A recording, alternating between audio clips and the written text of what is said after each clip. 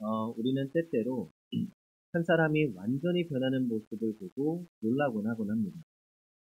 한때는 절망과 어둠 속에 있던 사람이 마치 다른 사람처럼 새로운 삶을 살아가는 모습을 보면 우리는 묻게 됩니다. 도대체 무엇이 그를 그렇게 바꿨을까 하고 말입니다. 얼마 전 기독교 방송 새롭게 하소서에서 래퍼 사치키, 본명 김은지 씨의 간증을 본 적이 있습니다. 김은지 씨는 어린 시절 폭력적인 환경에서 자랐습니다. 아버지의 술주정과 가정폭력, 코치의 학대 속에서 자랐고 결국 분노와 상처 속에서 세상과 맞서기로 결심합니다. 고등학생 때 힙합을 하며 자신을 강한 사람처럼 보이려고 했고 그러던 중 마약에 손을 대게 됩니다. 이 아는 오빠로부터 진통제라고 속아서 어쩔 수 없이 마약을 접하게 된 것이죠. 의도한 바는 아니었지만 그 순간부터 그녀의 삶은 나락으로 떨어졌습니다. 중독이 심해지면서 몸은 망가졌고 끊고 싶어도 끊을 수가 없었습니다. 결국 삶을 끝내기로 결심하고 건물 옥상으로 올라갔습니다. 그런데 그 순간 119 구조대의 전화가 걸려왔습니다.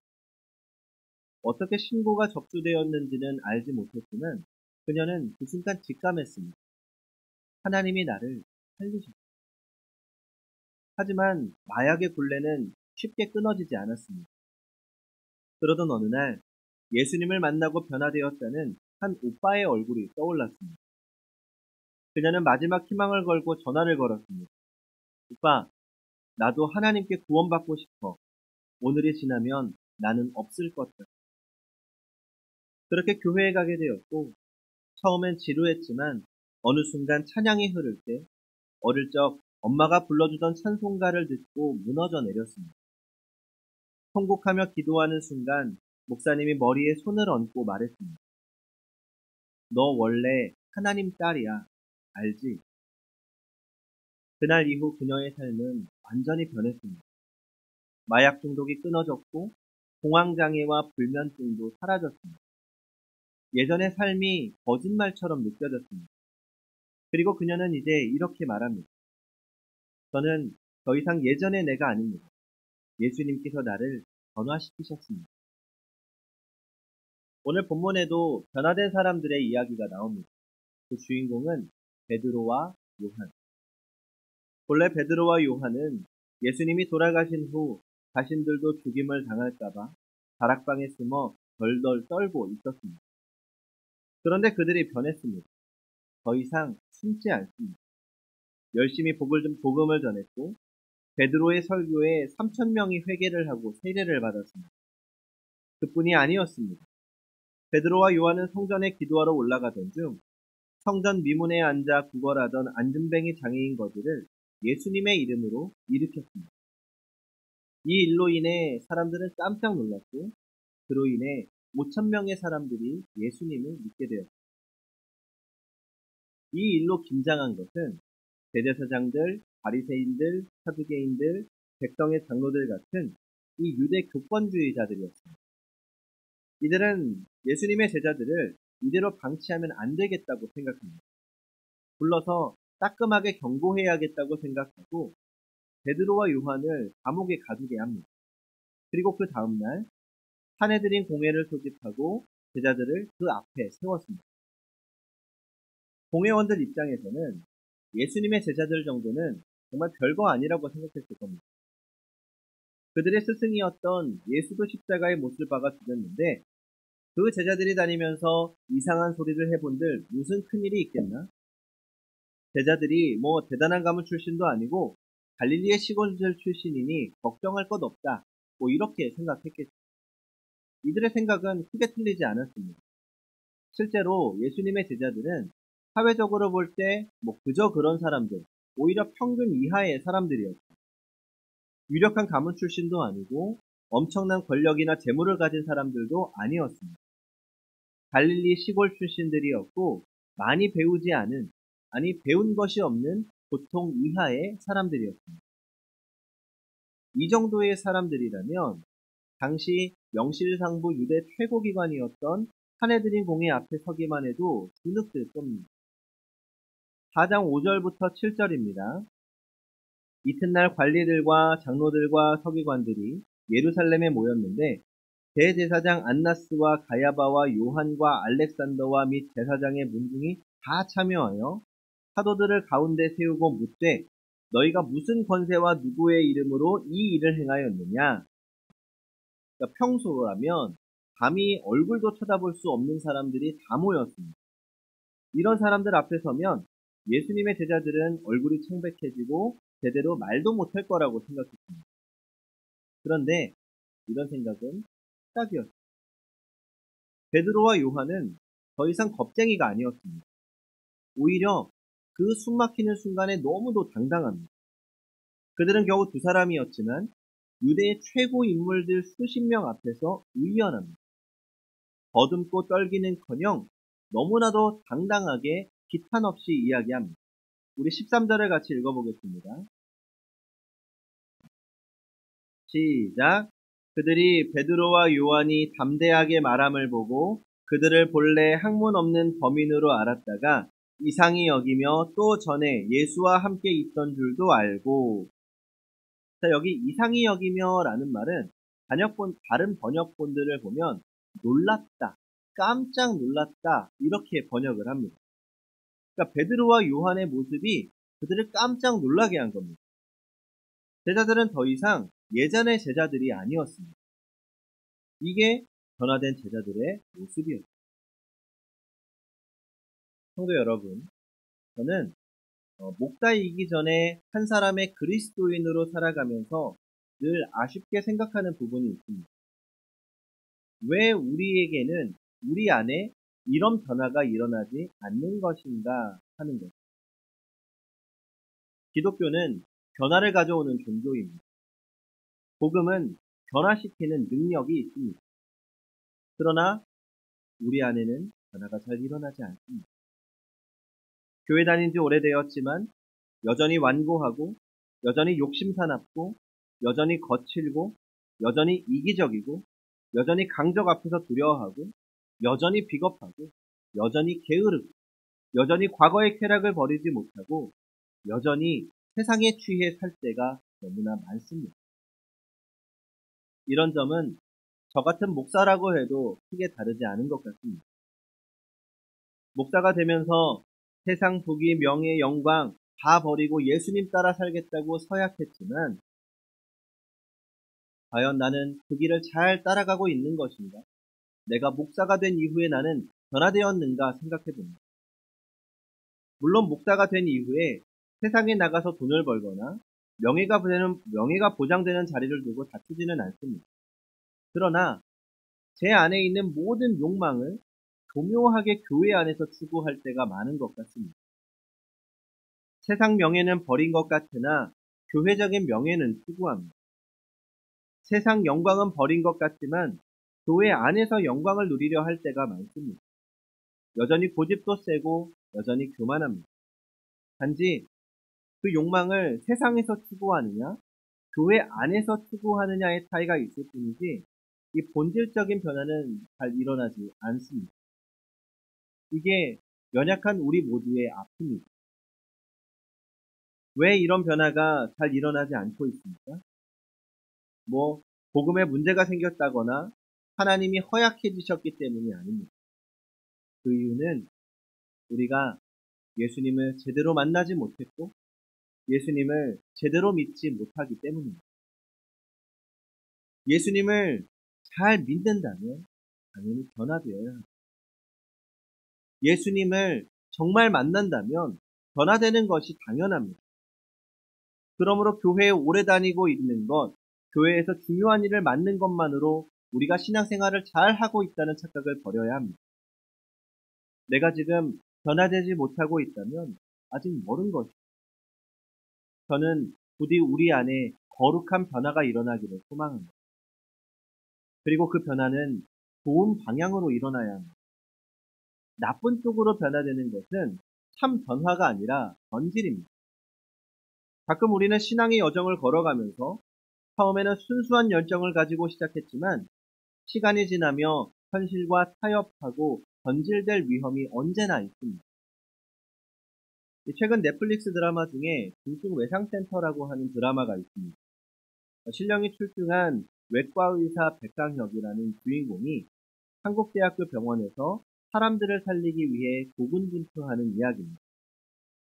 그런데 이 백강혁이 중증 환자들을 고칠수록 병원의 적자는 심해졌습니다.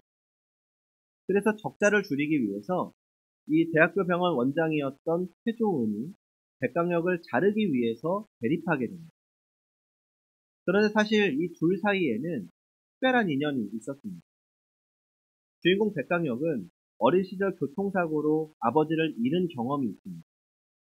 당시에 급하게 병원을 이곳저곳 찾아봤지만 받아주는 곳이 없었고 마지막으로 한국대학교 병원에서 숨을 거두게 됩니다. 그런데 어린 백강혁의 아버지를 살리기 위해서 최선을 다했던 의사가 바로 원장 최조은이었습니다. 그 헌신적인 노력은 어린 백강혁의 마음에 깊이 새겨졌고 그를 의사의 길로 이끌었던 것이죠. 그러나 시간이 지나면서 그는 병원의 운영과 혈신적인 문제들로 인해 이상과 타협해야 하는 위치에 서게 되었고 결국 순수하게 사람들을 살리고자 했던 백강혁과 대립하게 된 겁니다. 이 모습은 우리의 신앙생활이 변질되어가는 과정 같다는 생각이 들었습니다. 처음에는 순수한 마음으로 열정적으로 하나님을 따랐지만 세상의 가치에 젖어가며 세상에 살아남기 위해 고군분투하며 처음 하나님을 향했던 순수한 마음을 잃어버릴 수가 있는 겁니다. 모두가 지금 같진 않았지만 모두가 처음을 잃어버린 것입니다. 가끔 그런 분들을 보게 됩니다. 제가 어릴 적에 존경하던 목사님들이 계십니다. 나도 커서 저런 목사님처럼 돼야겠다. 나도 저렇게 훌륭한 목사님 돼야겠다. 그렇게 생각했던 분들이 있어요. 그런데 어느 순간 시간이 지나 이상하게 변질되어가는 분들이 있습니다. 지나치게 정치적으로 변하거나 윤리적인 문제들로 인해서 더 이상 목사직을 수행할 수 없게 되는 겁니다. 처음부터 그랬던 것들은 그런 분들은 아니었고 어느 순간 변질되어가는 겁니다. 분명 우리는 살아가면서 조금씩 변해갑니다. 누구나 변하게 됩니다. 중요한 것은 우리가 어떤 방향으로 어떻게 변화하는가 이것이 중요합니다. 성도는 좋은 쪽으로 변화되어야 합니다. 우리의 못된 습관이 변화되어야 됩니다.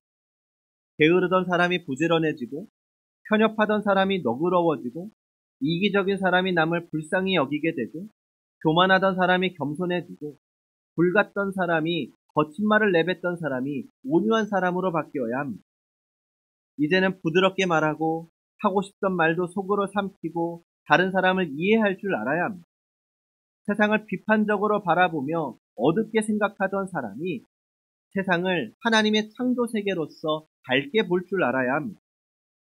세상에 절망을 가져오던 사람이 세상을 기쁘게 하고 밝게 만들어야 합니다. 그렇다면 오늘 예수님의 제자들은 어떤 방향으로 변화되었을까요? 그들의 변화를 한마디로 한다면 사람 중심에서 하나님 중심으로 변화되었습니다. 그들은 더 이상 사람을 두려워하지 않게 되었습니다. 다락방에 숨어있던 제자들이 부활의 증인이 되었습니다. 세상의 권력, 세상의 시선 따위는 더 이상 두렵지 않습니다. 마태복음 10장 28절 몸은 죽여도 영혼은 능히 죽이지 못하는 자들을 두려워하지 말고 오직 몸과 영혼을 능히 지옥에 멸하실 수 있는 이를 두려워하라. 정말 두려운 것은 사람이 아니라 정말 두려운 것은 세상이 아니라 오직 하나님이심을 알게 된 것. 그리고 사람의 말보다 하나님의 말씀이 더 중요해졌습니다. 본문 18절을 같이 보겠습니다. 본문 18절 시작.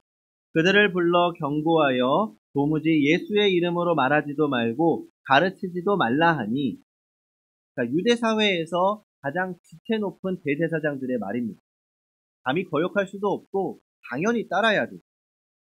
그러나 제자들은 대제사장들의 명령을 단호하게 거부합니다. 19절과 20절을 보십시오. 베드로와 요한이 대답하여 이르되 하나님 앞에서 너희의 말을 듣는 것이 하나님의 말씀을 듣는 것보다 옳은가 판단하라. 우리는 보고 들은 것을 말하지 아니할 수 없다 하니, 제자들은 하나님의 말씀을 따르기 위해 대제사장들의 말을 거부합니다. 더 이상 숨어서 떨지도 않았고 사람들 앞에 주눅들지도 않습니다. 이 세상은 이제 피해서 숨을 곳이 아니라 적극적으로 복음으로 변화시켜야 할 대상으로 여기게 된 것이죠. 그러면 무엇이 그들을 변화시킨 것입니까? 바로 그들의 마음에 빛이신 예수님께서 찾아오셨고 그들과 함께 계셨기 때문입니다. 진정으로 주님을 만난 것입니다. 골방에 숨어 문을 잠그고 어둠 속에서 두려워하던 제자들은 문을 열고 들어오신 예수님을 만났고 그 빛 대신 주님과 함께 변하게 된 것입니다. 성도 여러분, 우리도 이렇게 변화되어야 합니다. 더 이상 세상에 주눅들지 마십시오. 빛 대신 예수님 안에서 밝게 살아야 합니다. 빛은 생명이요, 축복이요, 우리 안에 가득합니다. 어느 백화점 식품 영업부에서 소비자들의 소비 심리 행태를 조사하기로 했습니다. 그러니까 똑같은 10평 넓이의 쇼윈도 위에 똑같은 시금치 100잔을 각각 준비합니다. 그리고 A 코너 위에는 전구 10개를 켜두고 B 코너 위에는 전구 6개를 켜두었습니다. 3시간 후에 판매 실적을 조사했더니 결과가 어땠을까요? 전구 10개를 켜놓은 코너 A 쪽에서는 시금치가 90단이 팔렸고 전구를 6개 켜놓은 B 코너 쪽에서는 시금치가 70단이 팔렸다고 합니다. 이 간단한 실험 결과가 말해주는 것은 사람들은 밝은 곳으로 몰린다는 겁니다. 믿음이 있는 사람과 믿음이 없는 사람의 차이도 꼭 이와 같습니다. 믿음이 없는 사람은 부정적이기 쉽습니다. 어둡고 비판적이고 게으르고 우울하기 쉽습니다. 믿음 없는 사람의 분위기는 한마디로 어둡죠. 그러나 믿음 있는 사람은 긍정적입니다. 환난을 당하나 찬송합니다. 절망 속에서도 소망을 잃지 않습니다. 웃음, 여유, 부지런함, 자유, 넉넉함이 깃들어 있습니다. 그래서 믿음 있는 사람의 분위기는 한마디로 밝습니다. 사람들은 믿음 없는 사람은 하나둘씩 그 곁을 떠나게 됩니다. 그러나 믿음 있는 사람의 곁에는 사람들이 하나둘 꾸준히 모여듭니다. 그렇게 그 모여든 사람들이 마음을 하나로 합하여 놀랍고 위대한 일들을 이루어내는 것이죠. 우리는 이렇게 변화되어 새로워져야 합니다. 그래서 기독교인들은 세상에서 특별한 존재가 될 수밖에 없습니다. 2세기 로마 제국에서 기독교는 많은 핍박을 받았습니다. 그래서 많은 변증가들이 나타나서 기독교에 대한 오해를 풀기 위해 이 변증서를 작성해서 당시 황제들에게 편지를 보냈습니다. 그 중에 하드리안 황제에게 보낸 변증 문서는 이 기독교인들을 새로운 인종이다 이렇게 표현합니다. 그 생각과 삶이 과거의 사람들과는 전혀 다른 사람들이 나타났다는 말이죠. 이 변화된 그리스도인들의 모습이 어땠을까요? 이 문서의 일부를 읽어보면 이렇습니다. 이들은 다른 사람들처럼 저들도 결혼을 하고 아기를 낳습니다. 그러나 저들은 그 아기를 갖다 버리지 않습니다. 저들이 육에 속해 사는 것이 사실이지만 육을 따라 살지는 않습니다. 저들은 지상에서 무척 바쁘게 활동하면서 지내고 있지만 저들의 시민권은 하늘에 있습니다. 저들은 모든 법률에 순복합니다. 그러나 저들은 법이 요구하는 그 이상을 행하는 사람들입니다. 그들은 모든 사람들을 사랑하고 그리고 모든 사람에게 박해받습니다. 그들은 알려있지 않습니다. 그리고 정죄를 받고 죽임을 당합니다. 그러나 저들은 생명에 이릅니다. 저들은 가난하나 많은 사람을 부하게 합니다. 저들은 아무것도 가진 것이 없으나 완전한 풍족을 즐기고 있습니다. 저들은 부끄러움을 당하나 저들의 그 수욕 가운데서 영광을 받습니다. 저들은 선을 행하고 행악자로 벌을 받으며 벌을 받으면서 생명에 이르는 것을 기뻐합니다.